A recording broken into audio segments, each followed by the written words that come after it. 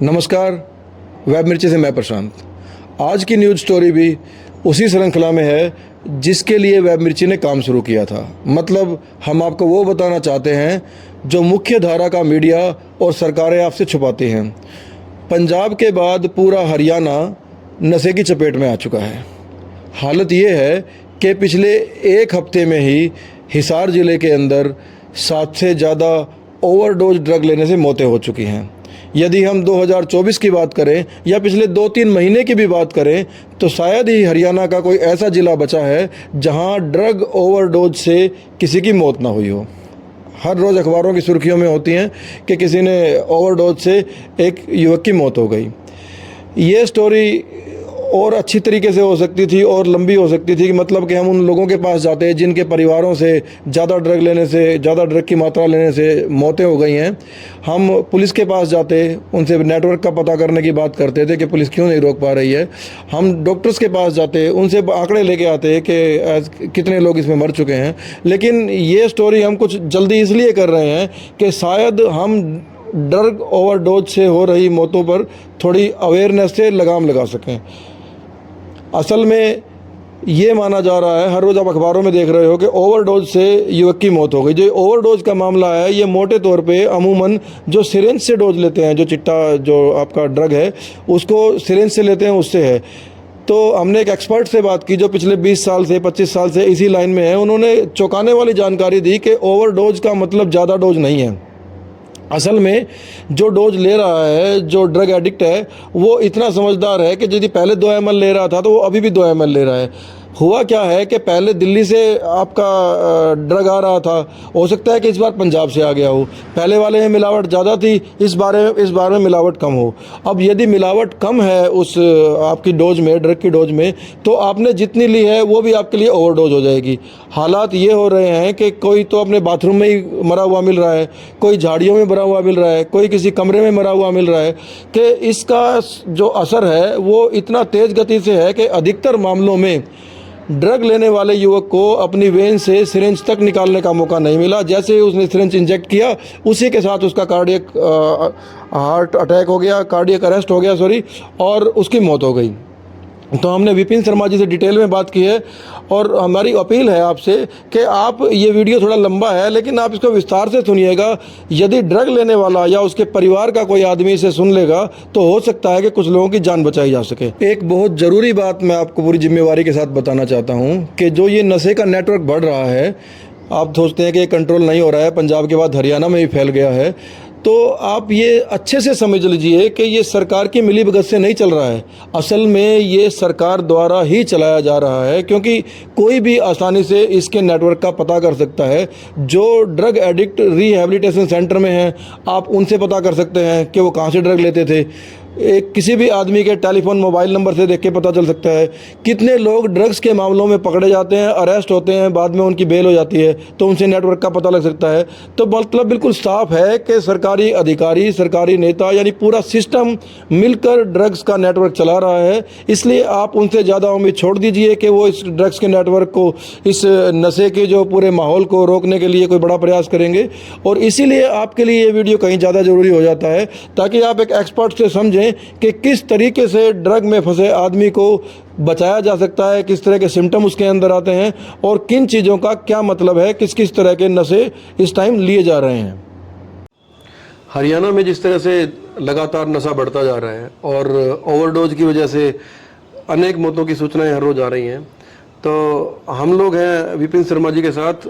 विपिन जी का काफ़ी लंबा एक्सपीरियंस है, ये डी एडिक्शन एक्सपर्ट हैं असल में, और पिछले 20 सालों से इसी क्षेत्र में काम कर रहे हैं। कई पदों पे भी हैं, एनजीओ भी चला रहे हैं। इसके अलावा इनकी काफ़ी अहम भूमिका है नशा छुड़वाने के मामले में। तो नमस्कार विपिन जी। नमस्कार। पहले तो मैं यही जानना चाहूँगा कि आप फिलहाल किन किन जगह नशे के मामले में काम कर रहे हैं, जैसे आपका एनजीओ है और जो एक्सपर्ट काम कर रहे हैं। मैं एक्चुअली पिछले 20 सालों से इसमें ग्राउंड लेवल पे तो काम कर ही रहा हूँ, और जो मेरी मेन रिस्पॉन्सिबिलिटी वो ये है कि मैं ministry of social justice and empowerment, government of India के बिहाफ पे पूरे हरियाणा का स्टेट लेवल कोऑर्डिनेटिंग एजेंसी हूँ। जिसके अंतर्गत जो कार्य आता है वो आता है कि हर डिस्ट्रिक्ट के जितने भी अवेयरनेस प्रोग्राम्स हैं, ट्रेनिंग प्रोग्राम्स हैं, कैपेसिटी बिल्डिंग प्रोग्राम्स हैं, जो गवर्नमेंट फंडेड जो NGOs हैं, डी एडिक्शन सेंटर्स हैं, उनकी इंस्पेक्शन, मॉनिटरिंग और उनकी फीडबैक भारत सरकार को देना, और जो नशा मुक्त भारत अभियान है उसके तहत जो एक्टिविटी है हरियाणा की उनको मैनेज करना जी। इसके अलावा मैं स्टेट मेंटल हेल्थ अथॉरिटी का मेंबर हूँ, जिसके तहत ये डी एडिक्शन से रिलेटेड चीज़ें आती हैं, और हरियाणा के अंदर जो भी टेक्निकल सपोर्ट जो स्टेट डिपार्टमेंट को दी जाती है वो मेरे माध्यम से, मैं इसी चीज़ के लिए मुझे वो जिम्मेदारी दी गई है। तो पॉलिसी मेकिंग और जो टेक्निकल सपोर्ट है उसमें भी मेरा रोल रहता है। और पिछले 20 सालों से मैं जो काम, जो मेरा मेन है जो ग्राउंड लेवल पे, वो यही है, जो लोग नशा करते हैं उनका इलाज और उनका पुनर्वास हेतु जो मैं एक सेंटर चलाता हूँ जो कि गंगवा में है। ओके, किस नाम से सेंटर है अपना? अंकुश फाउंडेशन के नाम से। एक तो सबसे पहले मैं ये जानना चाहूँगा, जो बड़ा कन्फ्यूजन रहता है लोगों के अंदर कि ड्रग एडिक्शन का जो मामला है कि नशे से जो मौतें हो रही हैं, वो किस तरह का नशा है? क्योंकि ये शराब का नशा तो नहीं हो सकता है, ये अलग अलग तरह के, कई तरह के नशे होते होंगे, तो आपको एक्सपर्टीज है इसमें, तो कौन कौन तरह के नशे इस्तेमाल कर रहे हैं ये लोग? देखिए, अगर आपने शराब का एग्जाम्पल तो उठा लिया, लेकिन आपने उसको इनरिलेवेंट कर दिया, लेकिन मैं उसको रिलेवेंट करके बताता हूँ कि मौतें शराब से भी पहले हुई हैं, ऐसा नहीं है, लेकिन वो उसमें मिक्सिंग होती थी, आपको ध्यान हो तो वो जहरीली शराब बोल दिया जाता था, उसमें कुछ और चीजें जो होती थी। तो ऐसा ही जो ड्रग का जो ओवरडोज का आ रहा है वो और कुछ नहीं है, वो भी मिक्सिंग ही है और कुछ नहीं है। वो कि एक आदमी को पता है कि वो डेली का उसका एक इंजेक्शन लगाना है, उसको 2 ml का इंजेक्शन लगाना है, लेकिन जो पीछे से जो उसका जो नशा आ रहा है उसको ये नहीं पता कि वो अभी दिल्ली से आ रहा है, इस बार वाला माल पंजाब से आ रहा है, उसके अंदर कितनी मिक्सिंग है। तो वो जो उसकी कॉमन जो डोज है जो लगातार चल रही है और एक दिन वो उसकी डोज पीछे से बढ़ जाती है, ठीक है, तो वो उसके अंदर जो मिक्सिंग होती है, मान लो कि एग्जांपल के लिए एक वो 2 ml का जो इंजेक्शन लगा रहा है उसके अंदर उसके 50% की मिक्सिंग होके आ रही है और उसकी बॉडी को वो सूट कर रही है, लेकिन एक दिन माल थोड़ा तेज आ गया, उसको वो पता ही नहीं था, ठीक है, और उसने इंजेक्ट किया तो इंजेक्शन उसका लगा रह गया, ऑन द स्पॉट वो एक्सपायर हो गया। तो ये एक बहुत ही सीरियस मैटर बन गया है कि प्रॉब्लम ये नहीं है कि नशा आदमी को इकोनॉमिकली खराब कर रहा है, उसको सोशली हार्म कर रहा है, उसको साइकोलॉजिकल कर रहा है, उसको फैमिली के हिसाब से कर रहा है। ये एक ऐसा हो गया है कि ये तो बहुत बड़ा क्राइम बन गया है, ठीक है। इसके आदमी कब चला जाता है उसको पता ही नहीं लगता, ठीक है। नशा करते करते कब उसका जो टीका वो लगा रहा है उसका लास्ट इंजेक्शन बन गया, उसको खुद नहीं पता होता लगाने से पहले। उससे पहले तो बिल्कुल फिट है वो, कोई इशू नहीं उसका। तो नशे हैं कितनी तरह के जो रूटीन में यूज हो रहे हैं? देखिए, नशे 546 तरह के NPS ड्रग कहे गए हैं जो WHO द्वारा क्लासिफाइड है, ओके, ठीक है, लेकिन हम इसको 3-4 कैटेगरी के अंदर क्लासिफाइड करते हैं अपने हरियाणा के अंदर। जैसे हम इसमें टोबैको को साइड पे रखते हैं, उस टोबैको को नहीं मान के चलते। इसमें सबसे पहले आते हैं ओपियोइड बेस्ड। ओपियोइड बेस्ड के अंदर आता है जो अफीम से रिलेटेड या अफीम के जो डेरिवेटिव्स हैं जो बनता है उसको और ज्यादा रिफाइन करके, अफीम हो गया, स्मैक हो गया, चिट्टा हो गया, मॉर्फिन हो गया, बुरखी हो गया, ठीक है। सेकेंडरी जो आता है वो आता है कैनबीज, जो हमारे अपने हरियाणा के अंदर जो सबसे ज्यादा है, कैनबीज में आता है सुल्फा, चरस, भांग, गांजा, ये सारी चीजें। इसके बाद आता है सीडेटिव्स, उसके अंदर आते हैं जो भी नशे की गोलियां हैं, कफ सिरप्स हैं, ठीक है, तो और जो इंजेक्टेबल है वो भी सीडेटिव्स के अंदर आ जाते हैं, अगर उसको हम छोटी करते नहीं तो अलग अलग कैटेगरी है। चौथा आ जाता है इनहेलेंट्स, मतलब जो सूंघ के जो नशा किया जाता है, जैसे टॉलिन गैस हो गया, ठीक है, और जो व्हाइट फ्लूइड होता है जो बच्चे सूंघते हैं, ठीक है, तो ये ज्यादातर इस तरह के नशे हमारे समाज में ज्यादा चल रहे हैं। तो हरियाणा में जो सबसे ज्यादा नुकसान कर रहा है, जिससे डेथ्स की खबरें आ रही हैं, जो आप बता रहे थे कि डोज, ये कौन से वाला नशा है? वो चिट्टा है, अभी फिलहाल ट्रेंडिंग में जो है, और नशे की जो ओवरडोज का जो मसला है वो ज्यादातर जो आ रहा है वो चिट्टे से ही आ रहा है। कैसे कैसे लेते हैं इसको ये लोग ना? देखिए, इसको लेने के लगभग ये जितने भी ओपियोइड से रिलेटेड है उसके 3-4 तरीके ही होते हैं। सबसे पहला तरीका जो स्टार्टिंग होता है, सिगरेट में भर के लेते हैं स्मैक को या चिट्टे को। सेकेंडरी होता है उसको स्निफ करके खींच के लेते हैं, ठीक है। तीसरा जो है वो, ये दोनों थोड़े से अनकॉमन है। जो तीसरा है वो ज्यादातर कि उसको एक फॉइल पेपर के ऊपर नीचे आग लगा के और पाइप से खींच के उसके धुआं को लिया जाता है। और जो चौथा जिसके कारण सारी डेथ हो रही है वो एक ही चीज है, जब उसको इंजेक्ट करके लिया जाता है, क्योंकि वो एकदम इंस्टेंट असर डालता है, क्योंकि वो वेन के अंदर लगता है और वेन के अंदर जाता है तो सीधा उसके नर्वस सिस्टम को बिठा देता है जब भी उसकी ओवरडोज होती है। ओके, तो आप ये समझाना चाह रहे हैं कि ओवरडोज का मतलब ये नहीं है कि उसने वॉल्यूम ज्यादा ले लिया है या 2 बार ले लिया है। असल बात तो ये है कि जो पीछे से जो मिला है उसको नशा, उसी के अंदर मिक्सिंग गलत है। देखिए, आम तौर पे ओवरडोज को वही माना जाता है, ठीक है, और जहां तक मेरी समझ है प्रशासन भी उसको यही समझता है, ठीक है, कि वो नशा जो लेता था आज उसने ज्यादा नशा कर लिया। तो मैं ये बात खुल के बताना चाहता हूँ सबको कि सब को इस गलतफहमी से बाहर आना चाहिए। जो नशा करता है वो बहुत ही समझदार है, ठीक है। वो अंधेरे में भी ना एक अच्छे से अच्छे डॉक्टर जो है ना, अपनी वेन उसको नहीं मिलती है, वो जो इंजेक्शन लगाने वाला है वो आंख बंद करके अंधेरे के अंदर अपनी नस ढूंढ के लगा देता है इंजेक्शन। उसको पता होता है, एग्जैक्टली पता है, लेकिन उससे गलती जहां पे चूक होती है वो होता है कि उसके नशे की जो टॉलरेंस है वो कितना स्ट्रॉन्ग नशा आया है, ठीक है। आज आप एक सुल्फा पी रहे हो कि यहीं पे पौधे का निकाल लिया, एक आप पी रहे हो मनाला का, ठीक है। उसमें 2 सिगरेट से आपको नशा नहीं हुआ और उसकी आपने 2 कश मारे मनाला की, हिमाचल की, और वो एकदम से आप सेट हो गए। फर्क सिर्फ वो है कि जो नशा जो पीछे से आ रहा है उसकी जो मिक्सिंग और जो उसकी टॉलरेंस पावर है वो अलग अलग होती है। जिस दिन वो ज्यादा आ गया तो वो उस दिन उसका ओवरडोज बन गया।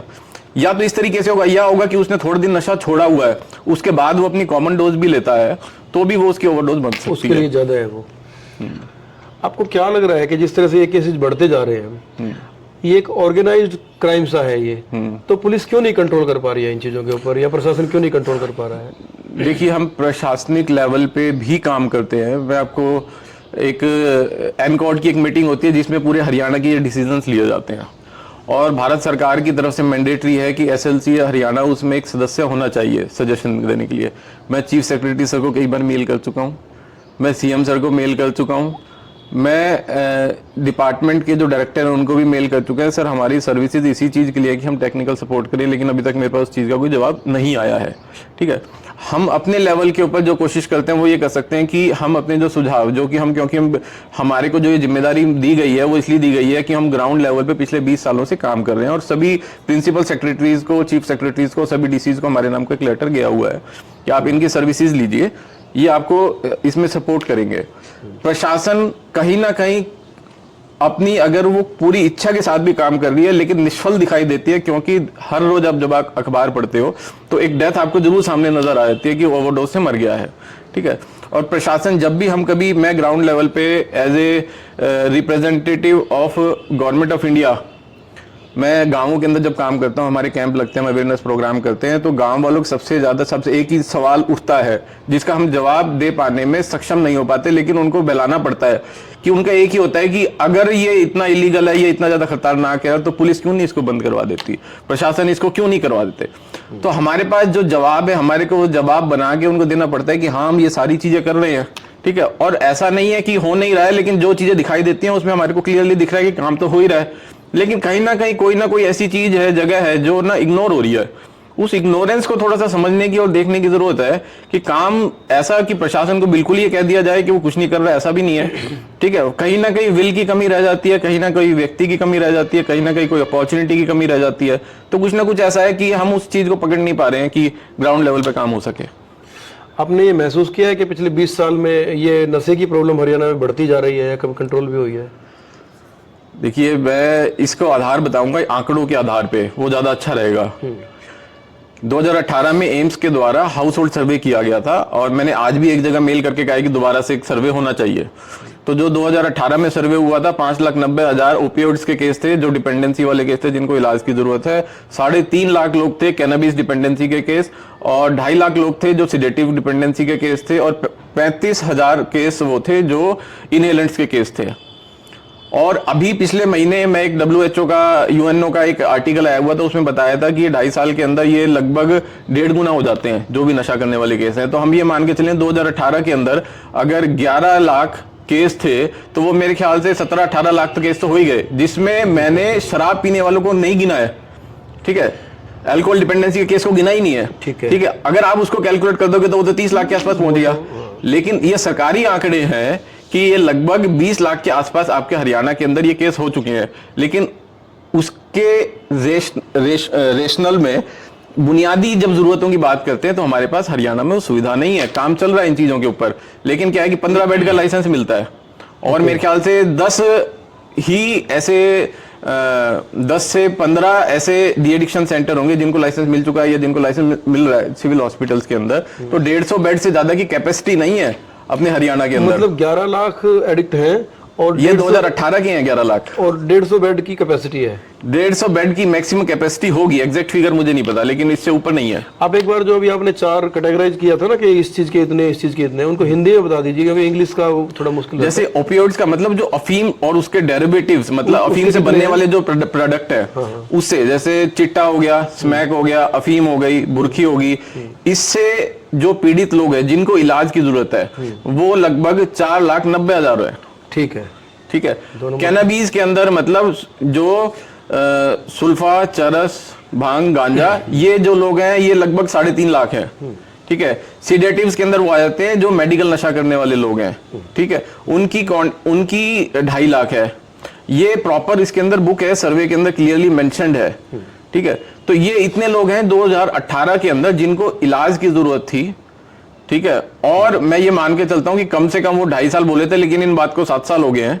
ठीक है, तो मेरे ख्याल से डबल के आसपास हो गए होंगे, लेकिन मैं 1.5 गुना ही अगर मान के चलूं तो भी 16-17 लाख लोग बनते हैं। तो जो बुनियादी सुविधाओं की जरूरत है, एक आदमी जो एक बार एडिक्शन के अंदर आ गया, अब आप उसको ये समझो कि वो क्यों आया वो सवाल नहीं है। ठीक है, वो कैसे आया ये सवाल नहीं है, जिम्मेदार कौन है वो भी सवाल नहीं है। सवाल ये है क्या वो ठीक होगा, क्योंकि एक ऐसी समस्या है और एक ऐसी बीमारी है जिसकी दुनिया में कोई दवाई तो बनी नहीं है, और क्योंकि ये एक मानसिक समस्या है तो इसमें रिहैबिलिटेशन की जरूरत है, जिसकी रिहैबिलिटेशन की आपकी इंडिया में कोई पॉलिसी नहीं है। तो ठीक एक आदमी जब नशा करता है या उसकी एक बीमार हो जाता है, उसको हम बीमार कहते हैं, तो पूरा परिवार ही बीमार हो जाता है, पूरा परिवार ही खत्म हो जाता है। ये इतना सीरियस मैटर है कि जिसके लिए प्रशासन के साथ साथ समाज को भी जागरूक होने की जरूरत है। नहीं, इसमें थोड़ा सा वैरी करता हूं मैं कि आपने देखा हो किस एरिया के अंदर नशा ज्यादा बढ़ रहा है, गांव में या शहर में, ऐसा कुछ है? नहीं, मैं इस चीज से वाकिफ नहीं करता कि ये नशा एक ऐसी समस्या है जो ना तो जात धर्म देख के आती, ना अमीरी गरीबी देख के आती। जिस एरिया में आप होंगे उस एरिया के हिसाब से आपका नशे का चलन बनेगा। अगर आप नशे की बात करते हैं कि ज्यादा वो कहाँ पे कैसे होता है, तो उसका जो एक ही रीजन है वो है इजीली अवेलेबिलिटी। ठीक है, जिस एरिया में जिस चीज का नशे की ज्यादा अवेलेबिलिटी है वहां पे वो नशा ज्यादा पनपेगा। यही एंगल था मेरा पूछने का कि अवेलेबिलिटी का मामला ये है कि शहर में आराम से आ जाएगा बाहर से, गांव में मुश्किल रहता होगा। नहीं, ऐसा कुछ नहीं है। मैं आपको बताऊं कि शहर के अंदर आने से पहले गांवों के अंदर ज्यादा था। ओके, चिट्टा आप ये सिरसा फतेहाबाद हिसार में कब आया? 4-5 साल, 7 साल, 6 साल। उससे पहले सिरसा और फतेहाबाद के अंदर था, खूब झूम के चलता था और शहरों से ज्यादा गांव के अंदर चलता था। आज के दिन भी अगर आप जाओगे तो ज्यादा से ज्यादा जो पेडलर है शहरों के हैं ही नहीं, सारे गांवों के हैं। अभी पीरावली गांव के इसी चीज के कारण मेरे ख्याल से 5-7 बार केस डाल के उसको अंदर किया, अब फिर वो बाहर हो गए जो भी उनके सरपंच है। ठीक है, पीछे एंटी नार्कोटिक्स टीम पूरी पीछे पड़ी हुई थी, उसको कोई डर ही नहीं है किसी चीज का। तो ये एक भ्रम है कि शहर के अंदर ज्यादा है, इसको पैदा करने वाले लोग गांवों में बैठे हैं ज्यादातर। जो अभी हमें पता लगा है कि पिछले हफ्ते में ही 5 लड़के गुजर गए हैं, उनका एज ग्रुप बड़ा कम सा है, ये देख के हैरान हूं मैं। जैसे शराब के जो एडिक्ट थे उनकी एज ज्यादा होती थी, 30-35 साल हो गया, 40 साल हो गया। इसमें जो एडिक्शन का जो एज ग्रुप जो मुझे पता है, बाकी आप बताओगे कि 17-18 साल के बच्चे, 20 साल के बच्चे, ऐसा ही है क्या? देखिए, आज से 20 साल पहले जब मैं खुद इलाज के अंदर था तो उस टाइम पे कॉमन एज होती थी, क्योंकि मैं 21 साल की मेरी उम्र थी और उसमें से 95+% जो लोग थे इलाज में मेरे साथ, 100 पेशेंट एडमिट थे, तो वो सारे 40+ होते थे उस टाइम पे। ठीक है, और उस टाइम पे बहुत ही बॉटम देख के आते थे। ठीक है, तो चाहे उसको सोशल मीडिया कह लो, उसका ऑनलाइन हम लोग ज्यादा हो गए हैं, या परिवार वाले जागरूक ज्यादा हो गए हैं, या इतना ज्यादा ये कॉमन हो गया है। तो अब लोग जो इलाज कराने के लिए भेज रहे हैं ना, वो लगभग 18 से 24 साल की उम्र के बीच में ज्यादा भेज रहे हैं। 18 और 24 के बीच में अगर वो भेज रहे हैं, इसका मतलब ये है कि उनका बच्चा 16-17 साल की उम्र में नशा करने लग गया है। और ये एक ऐसा नशा है जो ज्यादा छिपता नहीं है। आप सुल्फा पी के आप लंबा टाइम थोड़ा सा निकाल दोगे, आप शराब पी के आप लंबा टाइम निकाल दोगे, लेकिन अगर आप चिट्टा ले रहे हो, अगर आप किसी ऐसे ड्रग के अंदर आ गए हो, आपकी जो लाइफ है 5-7 साल के अंदर या तो बर्बाद हो जाओगे। ठीक है, बर्बाद इन द सेंस इकोनॉमिकली? नहीं, या तो आप अगर आप इंजेक्ट कर रहे हो तो आपकी लाइफ 4-5 साल से ज्यादा है ही नहीं। ओके, इंजेक्शन लगाओगे कहां पे? इंजेक्शन बचेंगी, नशे ही नहीं बचेंगी आपकी।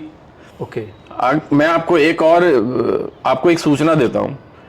एक बहुत ही हम ऐसे उस पर्दे के पीछे चल रहे हैं जितने, अगर मैं 11 लाख लोगों की, ये जो 4,90,000 जो लोगों की मैं बात कर रहा हूं, जो लोग इंजेक्ट करते हैं, जो चिट्टे के हैं, आप उनको सिर्फ HCV का टेस्ट करा लें।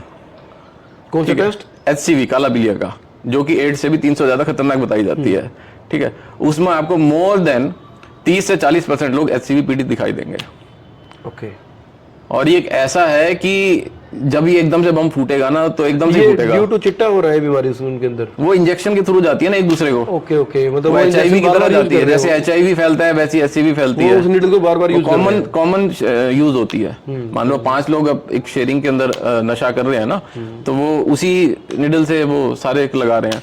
तो एक ऐसा है जो सच है, जो आने वाले टाइम में बम फटेगा, कब फटेगा देखो।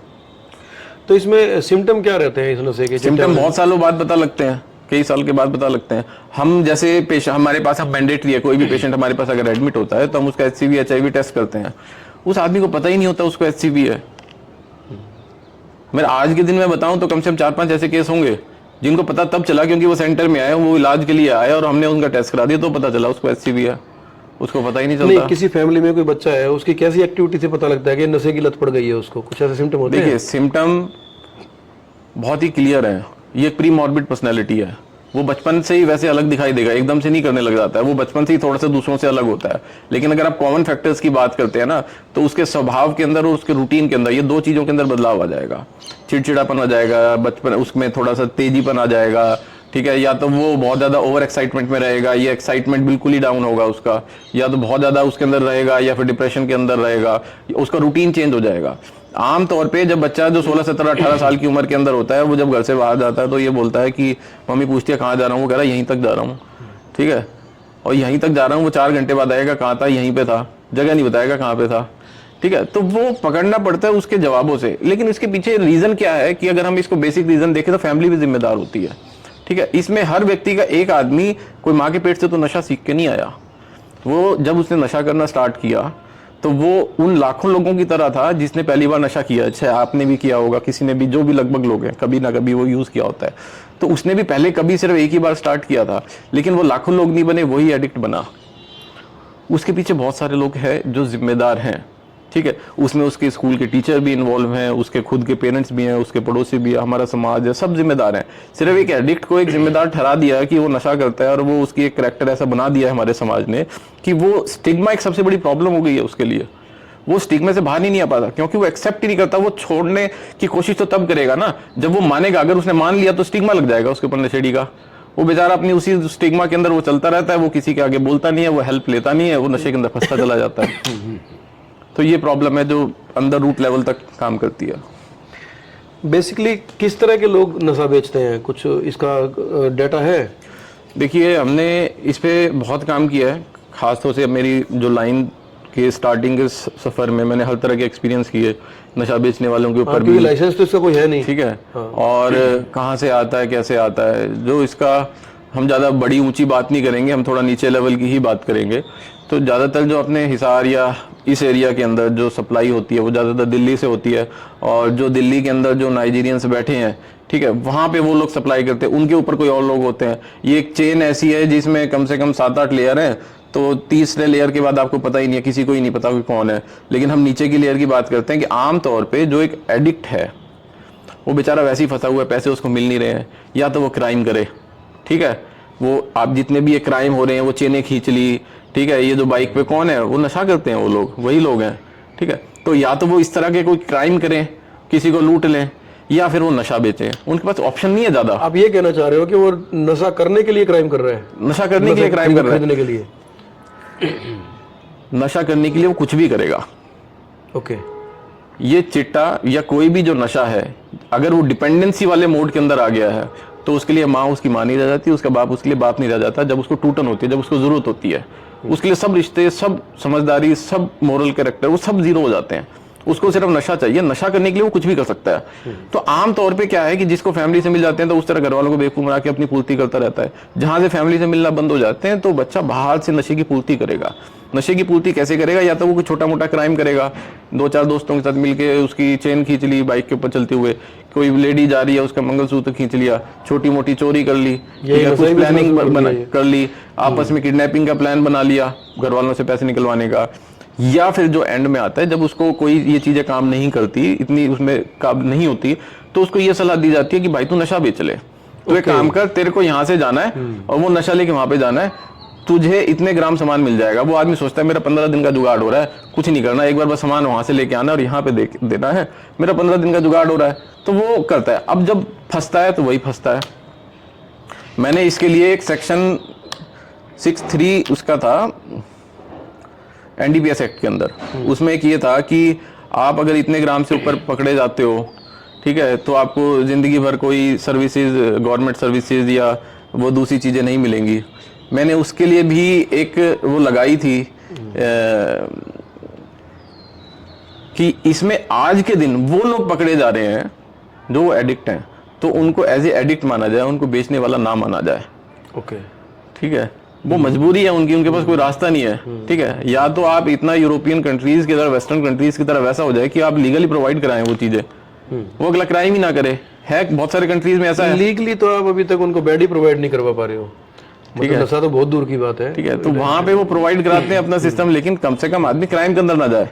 अब उसको नशा तो करना है, उसके लिए कुछ ना कुछ वो करेगा, या तो अपने आप को फांसी लगा ले, ठीक है, या तो किसी और की लगाएगा, एक काम करना पड़ेगा। रास्ता क्या दिखता है आपको इसका? रास्ता बगैर समाज के साथ के इसमें कुछ भी नहीं होने वाला। नहीं, समाज तो लेके नहीं आया चिट्टे को, या इस तरह लेकिन के- समाज का योगदान जरूरी है उसको बाहर निकालने में।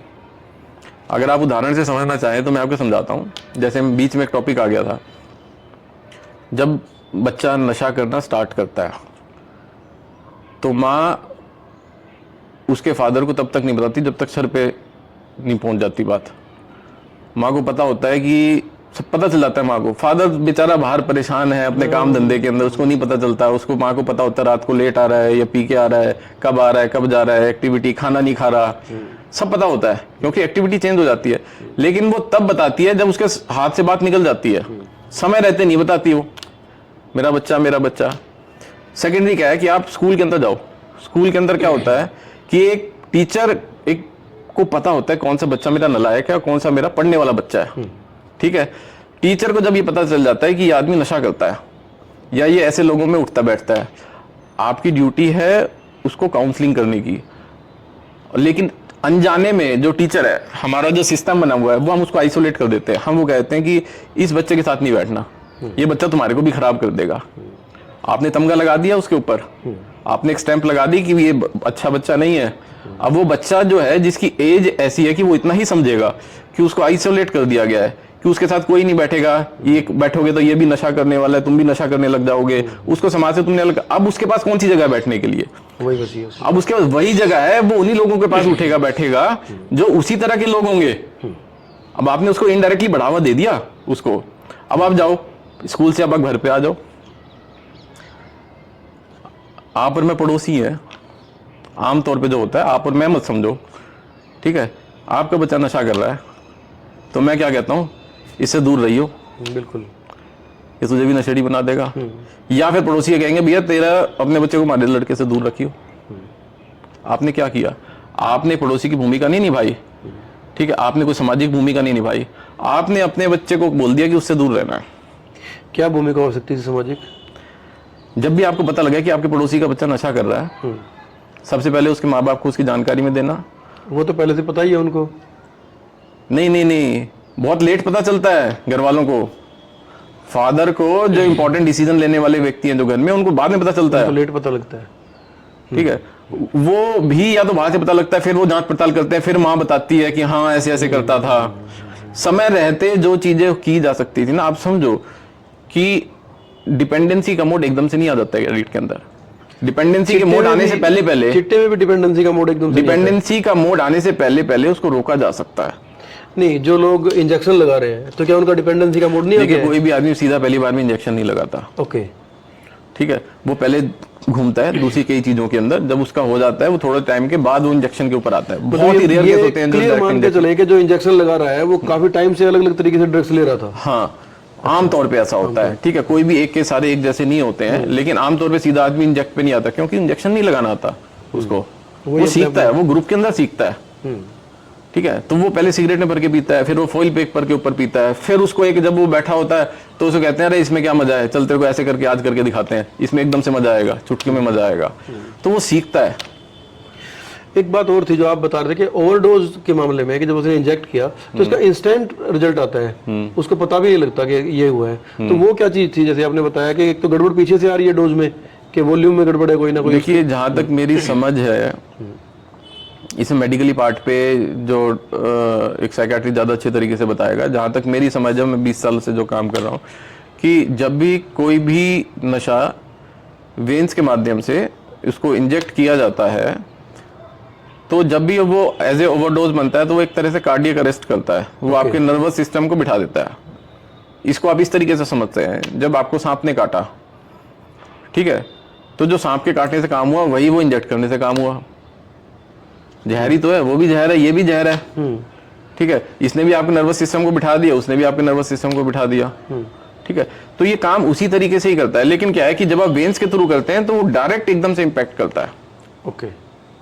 अगर आप उसको मस्कुलर करेंगे तो एकदम से वो असर नहीं करेगा, ठीक है, लेकिन अगर आप इंजेक्ट करते हैं तो उसका असर एकदम से होता है, आपका समय बहुत कम मिलता है। उसी स्टेज में उनकी डेड बॉडी मिलती है कि जैसे इंजेक्शन लगा रहे हैं वो, और वहीं उनकी डेथ हो गई है। इसमें बहुत कम लोगों को जिनका ओवरडोज हुआ है, जो मतलब हाथों हाथ अगर 2-4 सेकंड में नहीं हुए, तो उनको फिर भी थोड़ा बहुत टाइम मिल जाता है कि उनको हॉस्पिटलाइज करा दिया जाए, ठीक है, उनको ऑक्सीजन प्रॉपर टाइम पे अगर मिल जाए तो वो बच सकते हैं। बेसिकली उनका ये सिस्टम तो फेल होता है, ठीक है, अलग से कोई शरीर काला नीला नहीं पड़ जाता, ठीक है। तो वो उनका जो कार्डियक अरेस्ट है, वो सारी चीजें जो अंदर से हैं वो सारी एकदम से काम करना बंद कर देती हैं, और एकदम से अगर उनको ऑक्सीजन या वेंटिलेटर मिल जाता है तो वो सर्वाइव कर जाते हैं। वो टाइम ही तो निकालना है, जो वो ब्लॉकेज हो गया वो टाइम ही निकालना है, कोई बीमारी थोड़ी ना लगी है शरीर में, ठीक है। तो वो शरीर थोड़ा टाइम झेल जाए, उतना उस टाइम को निकालना है, उसके बाद बॉडी अपने आप उसको एक्सक्रीट कर देगी, बाहर निकाल देगी यूरिन उसके माध्यम से। आप जो ट्रेनिंग देते हैं स्कूल्स में देते होंगे और पुलिस को देते हैं, तो वहां से आपको लगता है कुछ आउटकम निकल के आ रहा है? क्योंकि स्कूल में ही होंगे बच्चे या पुलिस की जानकारी में होंगे जो स्कूल नहीं जा रहे हैं। तो मेरा व्यक्तिगत तौर पे ये मानना है कि जो लोग नशे की गिरफ्त में आ चुके हैं, और बहुत ही क्लियर मानना है, कोई किंतु परंतु नहीं है, कोई भी आदमी कुछ भी बोले, मेरा 20 साल का एक्सपीरियंस है, जो लोग नशे की लत में फंस चुके हैं उनके ऊपर आप ज्यादा कुछ नहीं कर सकते, ठीक है, ज्यादा कुछ नहीं कर सकते। तो फिर आप कोशिश कर सकते हैं, पूरी बात सुनिए, कि उनका इलाज, ट्रीटमेंट और रिहैबिलिटेशन अच्छे तरीके से हो जाए और समाज की मुख्य धारा में वो शामिल हो जाए, ठीक है। लेकिन एज ए सोशल, चाहे उसको एक्टिविस्ट कह लीजिए, उसको एज ए ऑर्गेनाइजेशन या जो भी मेरे पर रिस्पॉन्सिबिलिटी है, मैं और आज के दिन जो सरकार है वो भी इस चीज को समझ गई है कि आपको जो काम करने की जरूरत है वो ड्रग डिमांड रिडक्शन में है, ठीक है। आप जो आने वाले टाइम की जो पीढ़ी है वो नशे की तरफ ना जाए, इस चीज के ऊपर फोकस है, और अवेयरनेस के माध्यम से हम ड्रग डिमांड रिडक्शन के ऊपर काम कर रहे हैं। ड्रग की अगर डिमांड नहीं होगी तो वो ड्रग सप्लाई कम होगा, ये वो जो चेन है ना, इसको इस तरीके से तोड़ने की जरूरत है। आप जो लोग नशा कर चुके हैं, जो कर रहे हैं, जो इस बीमारी में फंस चुके हैं, इनका इलाज होगा तो होगा। पहली बात तो इलाज कहाँ से होगा बताओ, ठीक है। ये 2018 के आंकड़े से 11 लाख लोग हैं और आपके और 150 लोगों की सुविधा नहीं है, ठीक है। तो प्रशासन अपने लेवल पे जो काम कर रहा है, लेकिन सुविधा फिलहाल तो नहीं है, ठीक है। उनका इलाज होगा नहीं होगा तो वो तो राम भरोसे हैं, ये तो मेरे कहने से क्या है, वो तो है ही ऐसा है, ठीक है। तो इसमें कोई विरोधाभासी बयान नहीं है, ये एक्चुअल में हकीकत है, ठीक है। आपको उन बारे में सोचने की भी जरूरत नहीं है वो ठीक होंगे, क्योंकि उसके पीछे एकदम से बोलने से, समझाने से, बात करने से नहीं होने वाला। एक लंबा प्रोसेस है उसका रिहैबिलिटेशन का। सिर्फ आपने दवाई दे दी और इलाज करा दिया, उससे नहीं होने वाला कुछ। एक लंबा प्रोसेस, उसकी सोच और मानसिकता में बदलाव लेके आने हैं। फिर तो ये वो भी बड़ा सवाल आ गया कि मान लो मुझे पता लग गया कि 5-4 बच्चे यहाँ पे ड्रग लेते हैं इंजेक्शन से, मैंने पुलिस को इन्फॉर्म कर दिया, मैं और किसको इन्फॉर्म करूंगा? तो पुलिस उठा के उनको जेल में डाल देगी। जरूरत है उनको रिहैबिलिटेशन सेंटर में डालने की, ये तो उल्टा ही हो जाएगा। यदि जेल में डाल दिया तो वहां भी उनको अवेलेबिलिटी हो जाएगी। जेल में तो पुलिस उन्हीं को डालेगी ना जो सप्लाई के अंदर अगर इन्वॉल्व होंगे। तो एडिक्ट है तो क्या करेगी पुलिस? ठीक है, एडिक्ट करेगी, उनको सिविल हॉस्पिटल में रेफर करती है। सिविल हॉस्पिटल में इन हाउस रिहैबिलिटेशन का प्रोसेस नहीं होता। अब इसकी एक सच्चाई और भी है, देखो। हाँ, क्योंकि हम लोग यही कर सकते हैं। मैं आपको समाज की हमारी इस प्रोसेस की सच्चाई बताता हूँ। ये इलाज 2 हिस्से में चलता है। पहला होता है ट्रीटमेंट। वो साइकियाट्रिस्ट अपने सुपरविजन में उसको 2, 4, 5, 10 दिन, 15 दिन उसको ट्रीटमेंट देगा। सेकेंडरी होता है साइकोलॉजिकल डिपेंडेंसी पे वर्कआउट करना, जिसमें इन हाउस रिहैबिलिटेशन काम करता है। ओके, ठीक है। इन हाउस रिहैबिलिटेशन की हमारे पास कोई फैसिलिटी ही नहीं है, कोई फैसिलिटी ही नहीं है। वो प्राइवेट रिहाब में हम जैसे लोग जो ये काम कर रहे हैं सवाल तो उनके पास आपने होती उठाए है। होंगे, कोई आप जब 20 देखिए साल से इसके काम ऊपर कर रहे पिछले साल 4 जगह पे पॉइंट आउट की थी हरियाणा सरकार ने, जिसमें एक सिरसा के अंदर, एक हिसार के अंदर जिसमें मुझे मिली थी, और टोटल एक पंचकुला में, गुड़गांव में, ये 50 बेड के 4 रिहेबिलिटेशन सेंटर खोले जाने थे जो कि तय हुए थे, ठीक है। और उसकी नींव भी मतलब वो इन द पाइपलाइन आ गए थे वो। उसके बाद से पिछले 2 सालों से मैं सुन नहीं रहा हूँ वो कहाँ गई वो पाइपलाइन, ठीक है। तो ये रिहेबिलिटेशन खोले जाने की चर्चा थी, ये होने थे, लेकिन उसके बाद हुआ नहीं है। और रिहेबिलिटेशन के बगैर डी एडिक्शन, आप एक आदमी का फॉर एग्जांपल, आप आज आपको इलाज की जरूरत है, आप आए, आपने इलाज लिया, 10 दिन रहे या आपने दवाई ली, आपने फिर गए, फिर आप दोबारा रिलैप्स हो गया है, ये प्रोसेस चलता रहेगा, ये इन्फिनाइट, ये चलता रहेगा। 10 बार इलाज, 15 बार इलाज, जब तक उसका रिहेबिलिटेशन नहीं होगा ना। नशा छोड़ना, आप मेरी बात को समझिए कि छोड़ना और छोड़े रखना ये दोनों अलग अलग बातें हैं। प्रशासन इसको एक बात समझ रही है। विपिन जी, नहीं, मेरे को तो कुछ और लग रहा है। आपसे डिटेल डिस्कशन के बाद आप सरकार के साथ काम कर रहे हैं, 20 साल से ईमानदारी से काम पे लगे हुए हैं, लेकिन मुझे इंटेंशन ऑफ स्टेट, जो सरकार की नीयत है, उसी में कहीं ना कहीं गड़बड़ लग रही है। देखो, 2 चीजें हैं। एक तो ये ऑर्गेनाइज क्राइम है, आप पकड़ सकते हो कहां से आ रहा है। चिट्टा हिसार में तो बनता नहीं, हरियाणा में तो बनता नहीं, उसकी एक चेन होगी, एक बात। सेकेंड वन ये आ रही है कि जहां पे इलाज की बात है कि आपने बताया कि 50-50 बेड के 4 बात हुई थी और अभी तक वो भी नहीं हुए, जबकि जरूरत तो आपको लाखों में है। अभी 200 बेड की बात ही कर रहे हैं हम लोग, वो भी एग्जीक्यूट नहीं हुए। तो कहीं ना कहीं जो नियत है ना सत्ता की, सरकार की, क्योंकि जब आप कह रहे हो कि आपने लिख के दिया, एग्जीक्यूशन लेवल पे भी आनी शुरू हो गई थी बातें, लेकिन एग्जीक्यूट हुई नहीं है वो चीजें। तो ऐसे कब तक स्ट्रगल कर पाएंगे आप जैसे लोग? देखिए, हम तो जब पहले दिन से काम स्टार्ट किया था तब यही लेके चले थे कि ना खुद ही करना है, वो किसी के भरोसे कोई काम नहीं करना। तो वो खुद ही, हमारे आज के दिन भी चल रहे हैं, गांवों के अंदर हमारे प्रोग्राम आज के दिन भी होते हैं, जो आज से 20 साल पहले होते थे वो पहले से बढ़ ही रहे हैं। हमारा काम है जागरूक करना, और जागरूक ही इसका एंड समाधान है। दूसरी बात जो आप कह रहे थे कि मैं उसमें, आपकी बात आप अपने पॉइंट ऑफ व्यू से सही है, कि मैं उसको थोड़ा सा विरोधाभासी ना बोल के मैं उसको ये क्लियर शब्द में बोलूंगा कि उनकी नीयत के ऊपर ना जाते हुए मैं इतना कहूंगा कि कहीं ना कहीं प्रायोरिटी में लेके आने की शायद कमी है, कि हर एक सरकार की कुछ ना कुछ प्रायोरिटीज होती हैं, कि उनकी प्रायोरिटी लिस्ट में क्या है। नहीं, फिर इसमें एक सवाल आता है कि हर डिस्ट्रिक्ट लेवल पे प्रशासनिक अधिकारी नशा मुक्ति अभियान, जागरूकता अभियान चलाते हैं, वो आपके थ्रू चलाते हैं, वो अपने हिसाब से। हिसार में तो पुलिस खुद लगी रहती है, आईजी तक लगे रहे हैं, लेकिन एग्जीक्यूशन के मामले में जो आप प्रायोरिटी की बात कर रहे हो, तो प्रायोरिटी उस जागरूकता के दिखावे की है, उसको संभालने की प्रायोरिटी नहीं है। फिर तो ये हो गया, इसमें ये हो गया क्योंकि एक्सपीरियंस की कमी है प्रशासन को। मैं आपको बताता हूँ, रावतखेड़ा गांव में भी 3-4 दिन पहले कोई एक्सपायर हो गए, 2-3 बंदे, या पता नहीं एक कोई ओवरडोज में ऐसी कोई एक्सपायर हो गया। अखबार में आई थी, भास्कर में। आज से 1.5 साल पहले मेरे को ध्यान है, मैंने खुद प्रोग्राम किया था, आईजी सड़क जो राकेश आर्य जी थे, उनके साथ मिलके हमने वहां पे प्रोग्राम किया था। और उसमें ये जो अभी जो इसमें सीमा जी हैं, जो अभी इसमें नारकोटिक्स में, वो भी साथ में थी, और वो इतना अच्छा प्रोग्राम हुए थे। हमने अपने लेवल पे जो योगदान करना था हमने किया, पुलिस ने अपने लेवल पे किया। और क्या थी वहाँ पे, पुलिस अपनी वो भी जैसे जो भेजते हैं ना, बीच बीच में गाड़ी घूमती थी उनकी, तो उसका जो हमने फीडबैक लिया, मैं आपको पुलिस की फीडबैक की बात नहीं कर रहा, मैं इंडिविजुअल फीडबैक की बात, क्योंकि मैं जहाँ पे काम करता हूँ उसकी फीडबैक भी लेता हूँ बाद में, ठीक है। तो हमने जो फीडबैक लिया था, तो वो सरपंच से और जो गाँव के लोगों से ये फीडबैक आया था कि नए लोग तो बढ़े नहीं है, ठीक है, पुराने जो लोग हैं वो इलाज लेने की कोशिश कर रहे हैं, ठीक है। और जो क्रिमिनल एक्टिविटी, बाइक पे जो यूं घूम के जाते थे और वो नशा बेचने वाले थे, वो ऐसे करते थे, उन चीजों में कमी आ गई थी, वो कंट्रोल हो गया था। और वो 2-4 महीने, क्योंकि 2-4 महीने के बाद फिर हमने नहीं लिया। उसके बाद मैंने अभी रावतखेड़ा अभी न्यूज में पढ़ा, जिसमें सरपंच के ये बयान थे कि एक बार पुलिस प्रशासन ने वहां पे तेजी करी थी और बहुत ही अच्छा रिस्पॉन्स मिला था। अच्छा, ये रावतखेड़ा की बात बता रहे हैं? मैं रावतखेड़ा की ही बात कर रहा हूँ, ठीक है, ठीक है।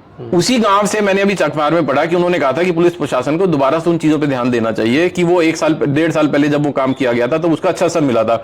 अब इसका मतलब क्या है कि काम तो एक बार हुआ था और उसका रिजल्ट भी आया था, मेरा पर्सनल फीडबैक भी है, लेकिन उसका फॉलोअप नहीं हो पा रहा। लेकिन प्रशासन, अब समस्या ये भी है ना कि वो तय होना चाहिए कि वो जिम्मेदारी किसकी है, उसको फॉलोअप कौन करेगा, ठीक है। वो जो वहां पे शाम को एक जिप्सी जो भेजते थे, आपने वहां पे इतने कितने टाइम भेजी, वो 1 महीना एक भेजी, उसके बाद फिर वो उसकी आपकी प्रायोरिटी, जो मैं बोल रहा था प्रायोरिटी लिस्ट में से खत्म हो गया ना। अब आपने क्या किया, वो 10 गांव किए और आपने वो बता दिया, हमने 10 गांव को नशा मुक्त का वो बना दिया, अखबार में दे दिए, ठीक है। पता चला कि वो 1-8 महीना सही था सिस्टम, वो 2 महीने के बाद वो आप कह रहे हो कि नशा नहीं, वो तो आदमी एक्सपायर हो गया रावतखेड़ा से। अखबार में ज्यादा नहीं 4-5 दिन का आप हिसार भास्कर उठा के देख लो, उसमें आ रहा है रावतखेड़ा से बच्चा एक्सपायर हुआ। सरपंच के बयान आए हैं उस चीज के ऊपर कि भाई वो पुलिस प्रशासन ने अच्छा काम किया था, लेकिन अब उसको फॉलोअप की कमी रह गई, अब वहां पे नहीं हो रहा। तो इसमें जिम्मेदारी लेनी पड़ेगी। कौन जिम्मेदारी ले? फिर तो स्टेट की लिमिटेशंस हैं, वो कहाँ हर गांव के अंदर। नहीं, इसमें आपको बताता हूँ कि जो हरियाणा का एनुअल एक्शन जो प्लान होता है, स्टेट एक्शन प्लान है, उसके अंदर वो क्लियरली मेंशन्ड था। ठीक है, अब मैं आपको थोड़ा सा और अंदर की बात बताता हूँ, जिसमें ये तय किया गया था कि हर गांव से 5 या 6 लोग हैं। ठीक है, जिसमें सरपंच हो गया, गांव का एक और कोई हो गया, नोडल बना दिया गांव ने अपने, एक पुलिस का हो गया, एक ऐसे अलग अलग। तो हर गांव के 6-6 लोगों को इकट्ठा करना था, उन लोगों को ट्रेनिंग देनी थी और उन लोगों को ये जिम्मेदारी देनी थी कि वो अपने गांव का फॉलोअप करें और रिपोर्ट करें। ओके, वो टीम ही गठित नहीं हुई अभी तक। अब मैं फिर उसी चीज पे आ जाता हूँ, मान लो वो टीम भी गठित हो जाती, वो उसको एग्जीक्यूशन पे आते हैं। फॉर एग्जांपल मैं जानता हूँ कि मिलगेट एरिया के अंदर 4-5 लड़के जिंदल पार्क के अंदर ड्रग लेते हैं। मेरे पास क्या रास्ता है? टीम के काम मैं कर दूंगा, मैं पुलिस को बता दूंगा मैं। उसके बाद आपने बताया कि वो सिविल हॉस्पिटल भेज देंगे। सिविल हॉस्पिटल के बाद जो प्रोसेस की जरूरत है, वो प्रोसेस के लिए फाउंडेशन नहीं है, अभी तक इंफ्रा नहीं है हमारे पास। यदि वो टीम गठित भी हो जाए उन गाँवों के अंदर, तो भी क्या आपको लगता है कि सुधार हो जाएगा? देखिए, मैंने तो बल्कि पहली बार अभी सुना, अभी पीछे कोई मीटिंग हुई थी अनकॉर्ड की डिस्ट्रिक्ट लेवल पे, जिसमें ये बोला गया कि जो वो स्टेट एक्शन प्लान की जो 6 लोग बनाए गांवों के, उनको इकट्ठा करो और पंचायत भवन में उनकी वो करो और ऐसा करो। तो मुझे अपनी सजेशन देने के लिए जाना था, तो मैं 15 तारीख के बाद जाऊंगा बात करने के लिए कि अगर कर ही रहे हो तो इससे अच्छा प्लान मेरे पास है। ठीक है, कि गांवों के एक गांव से एक आंगनवाड़ी वर्कर को पकड़ना है मुझे, एक आशा वर्कर को पकड़ना है, एक सरकारी जो वहाँ का टीचर होता है गांव का, एक वहाँ का जो BMS या MBBS कोई भी डॉक्टर है, और एक सरपंच या उसका कोई बंदा। मुझे ये 4-5 लोगों को मैं ट्रेन कर दूंगा, लाइफ टाइम वो अपने आप ही उसको फॉलोअप करेंगे। उनको सिर्फ हर गाँव की क्या है कि देखो, ये वो लोग हैं जिनकी नजर में सबसे पहले केस आता है कि नशा कौन कर रहा है। एक गाँव में जो टीचर है स्कूल का, बस को पता चल जाएगा 9वीं 10वीं का भी, ये बच्चा नया जा रहा है इस तरफ, गलत दिशा की तरफ। ठीक है, नशा कर रहा है, कोई बीमारी होगी तो सबसे पहले गांव के डॉक्टर के पास जाएगा।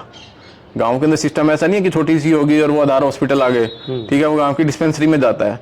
वहां की आशा वर्कर या आंगनवाड़ी वर्कर घर, एक घर की कहानी उनको पता होती है कि इस घर में क्या क्या चीजें हो रही है। ठीक है, और सरपंच के बाद एंड में। तो ये वो लोग हैं जिनकी नजर में सबसे पहले आता है।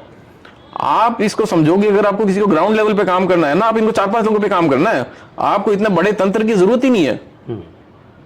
आपको 10 गांव, 15 गांव, 20 गांवों के पास सिर्फ एक आदमी छोड़ना है कि जो बस फॉलोअप लेता रहे। ठीक है, गांव अपने काम खुद करेंगे और यही चीज काम करेगी। आपके पास इतना सिस्टम नहीं है कि आप सारे गांवों के अंदर अपने बंदे कैसे लगा देंगे जो ऑलरेडी अपनी सर्विसेज के अंदर हैं, बगैर उनको उनकी सर्विसेज से हटाए हुए। समय का कैसे उपयोग करना है, मेरी फ्री ट्रेनिंग है उन लोगों को कि मुझे देनी है और मुझे उन लोगों को तैयार करना है। ग्राउंड लेवल पे जब तक हम अवेयरनेस के माध्यम से ड्रग डिमांड रिडक्शन के ऊपर जब तक काम नहीं करेंगे, समस्या ऐसी ही बनी रहेगी। और उस पर जमीनी स्तर पे काम करने के लिए ऐसा कोई चीज नहीं है जो हमारे पास प्लान ना हो, लेकिन प्लान को एग्जीक्यूट करने के लिए कहीं ना कहीं प्रशासन की प्रायोरिटी के अंदर वो चीज होनी चाहिए। और जो आपकी वाली जो नियत वाली बात है, ठीक है, तो वो प्रायोरिटी के अंदर जो चीजें आती हैं, अधिकारी बदलते हैं तो वो चीजें भी बदलती रहती हैं, किसी की कुछ है, किसी की कुछ है। ये बड़ी चीज़ है कि एक IG गए, दूसरे आए, तीसरे आए, हर अधिकारी आए। इसमें एक चीज़ और जानना चाह रहा हूँ मैं, काफ़ी लंबा हो गया, कि जिन फैमिली से ओवरडोज से डेथ हो गई या ड्रग की वजह डेथ हो गई, उसकी तरफ से कोई ऐसा कोई सरकार की तरफ से है उनको कोई सपोर्ट का या किसी चीज़ का कि उसको फॉलोअप करने का हो या फाइनेंशियल सपोर्ट का हो? भाई पता तो लगे कि ये बच्चा जो मर गया ये कहाँ से ड्रग ले रहा था, या कोई ऐसा सिस्टम हो कि उनको कोई फाइनेंशियल सपोर्ट मिले, ताकि दूसरे, क्योंकि उस मोहल्ले में और वो लोग भी होंगे जो इंजेक्ट करके मर रहे हैं, वो अकेला तो नहीं है, ये बात तो मान के चलो, क्योंकि इंजेक्ट वाला तो आप ये मान के बता रहे हो कि वो सीनियर हो चुका है ड्रग्स लेने में। देखिए, आपने जो बात बोली है ना, बहुत ही दिल को छूने वाली बात है ये, और मैं इसको अपने उदाहरण के साथ बताऊंगा कि मैंने जब ये काम स्टार्ट किया था तो मैंने कोशिश करी थी कि मैं कुछ ना डोनेशन इकट्ठी करूं, ठीक है, और उससे मैं बेटर सर्विसेज दे पाऊं। तो मेरे को अपना अनुभव बनाने में 1 साल से ज्यादा टाइम नहीं लगा। 1-1.5 साल में मैंने एक बात समझ ली कि नशेड़ी के ऊपर कोई 1 रुपया देने को तैयार नहीं था। अनाथ आश्रम में दे देंगे, वृद्धाश्रम में दे देंगे, तो मैंने भी 1-1.5 साल ही मांगा बस। उसके बाद मैंने भी कभी किसी से कुछ नहीं मांगा, ठीक है। एडिक्ट के ऊपर उसकी जो छवि है, जिसे मैंने बदला कि स्टिग्मा है, एक ठप्पा है कि ये तो चोर है, ठीक है, ये तो एक क्रिमिनल है, उसको इस नजरिए से देखा जाता है, उसमें कोई 1 रुपया लगाने को तैयार नहीं है। अगर ये, तो मैं एक सामाजिक बात कर रहा हूं, तो ये कोई बड़ी बात नहीं हो जाएगी कि प्रशासन का नजरिया भी उसके प्रति वही है। एक आदमी को आप वो मर गया, वो किसी तरीके से मर गया, अभी वो पीड़ित वो मर गया और उसके 2 लाख 5 लाख रुपए दे दिए। एक आदमी, मैं ऐसे मेरे पास हुई एग्जांपल है कि जिनमें घर में खाने को रोटी तक नहीं है, उसका बच्चा ओवरडोज से मर गया, तो उसको सिर्फ ये कि वो नशा करता था, 4 गालियां देके उसके बारे में बात की जाएगी, मर गया अच्छा हुआ, ठीक है, लेकिन उसके सपोर्ट के बारे में कभी बात नहीं की जाएगी। ठीक है, जब तक आप इस समस्या को बीमारी की तरह से नहीं देखेंगे, आप उसको सामाजिक एक परिभाषा जो आपने बना दी है, एक स्टिग्मा बना दिया, जब तक आप उसको उस तरीके से देखेंगे, प्रशासन भी उसको उसी तरीके से देखेगा। प्रशासन कैसे चलेगा? ठीक है, ये जो पॉलिटिकल जो सिस्टम है वो कैसे देखता है? वो ऐसी देखता है जहां से जो समाज देख रहा है वो उस हिसाब से देखता है। बिल्कुल ठीक है, हमारा समाज इसको नेगेटिव देख रहा है तो वो भी वैसे ही देख रहा है। कोई योजना नहीं है इसके लिए। मैं इस चीज के लिए एडवोकेसी कर रहा हूँ और खुल के बोलता हूँ कि इस चीज के लिए मेरे दिल के इतना है, क्योंकि मैंने खुद इस पे काम किया और मैं हैरान हो गया शुरुआती 1-1.5 साल के अंदर इसके ऊपर कोई 1 रुपया देने को तैयार नहीं था। और जो 1-2 लोगों से मैंने छोटा मोटा किया वो लिहाज में उन्होंने कुछ दे भी दिया स्टार्टिंग में, और उसके बाद वो शक्ल ऐसी बनाई मैंने दोबारा कभी नहीं मांगे। ठीक है, तो मैं पिछले मतलब 19 सालों से फिर मैंने कभी किसी से नहीं मांगा, क्योंकि वो दिख गया समाज का कोई भी व्यक्ति नशे के ऊपर किसी के ऊपर कोई पैसा लगाने को तैयार नहीं है। मतलब क्लियर कट ये चीज निकल के आ रही है कि लेकिन ये बहुत ही जरूरत है इस चीज की कि प्रशासन भी या स्टेट भी उसको क्राइम की नजर से या बुरे आदमी की तरह से ही देखता है, जबकि ये हो सकता है कि घर में वो एक ही कमाने वाला हो या जवान लड़का है आगे कमाता और वो ही चला गया घर से, तो कहीं ना कहीं पैसे की जरूरत है। और मैक्सिमम ऐसे ही केस आ रहे हैं सामने जो ओवरडोज से डेथ के हैं, वो बहुत गरीब लोग हैं जिनके यहाँ मतलब लाइवलीहुड का और खाने पीने तक की भी दिक्कत है, उनको जरूरत किसी और सपोर्ट की है असल में। बिल्कुल बिल्कुल बिल्कुल। तो ना तो सरकार फाइनेंस में कोई सपोर्ट कर रही है, ना उसको कोई फॉलो अप कर रही है कि कहां से नशा लाता था ताकि और लोग तो ना मरे। ऐसा दोनों ही मामले में कोई काम नहीं हो रहा है ना। बिल्कुल बिल्कुल बिल्कुल। ठीक है साहब, आप तो लगे रहिए, देखते हैं अब क्या रास्ते निकलते हैं। Thank you. बिल्कुल कोशिश कर रहे हैं। Thank you.